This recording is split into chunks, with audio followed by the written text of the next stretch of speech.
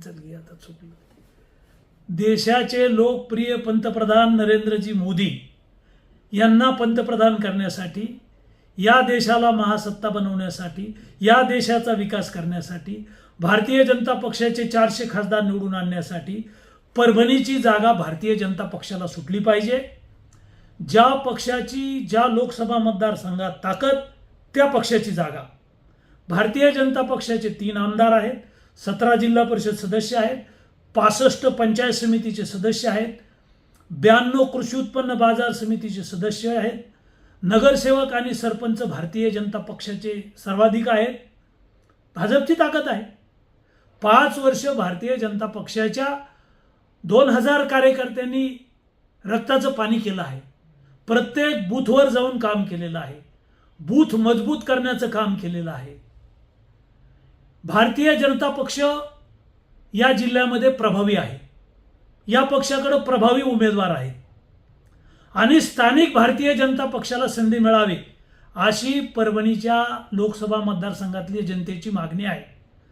बंडू जाधव हे मूळचे लातूर जिल्ह्यातले, परभणीत खासदार.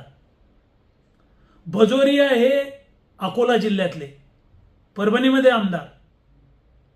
परभणीमध्ये सक्षम नेतृत्व, ताकदीचं नेतृत्व असताना भारतीय जनता पक्षाने ही जागा लढवली पाहिजे.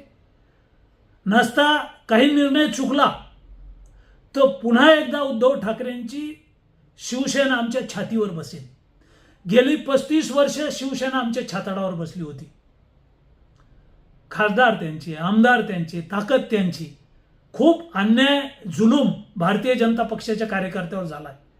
त्यामुळे परभणी लोकसभा मतदारसंघातल्या जनतेची, कार्यकर्त्यांची, नेत्यांची इच्छा आहे, आम्ही सगळे नेते, सर्व लोकप्रतिनिधी माननीय देवेंद्र फडणवीस साहेबांना भेटून हे लॉजिक मांडलेलं आहे, लेखी दिलेलं आहे.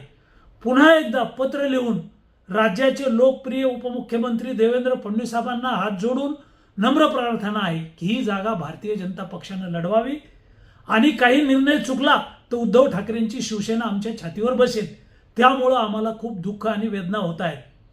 भारतीय जनता पक्षाच्या बाजूने निर्णय व्हावा यासाठी माननीय मुख्यमंत्री एकनाथराव शिंदे, माननीय अजितदादा पवार आणि देवेंद्र फडणवीस साहेबांना या जिल्ह्याच्या वतीनं आमची नम्र विनंती आहे की ही जागा भारतीय जनता पक्षाला सोडावी.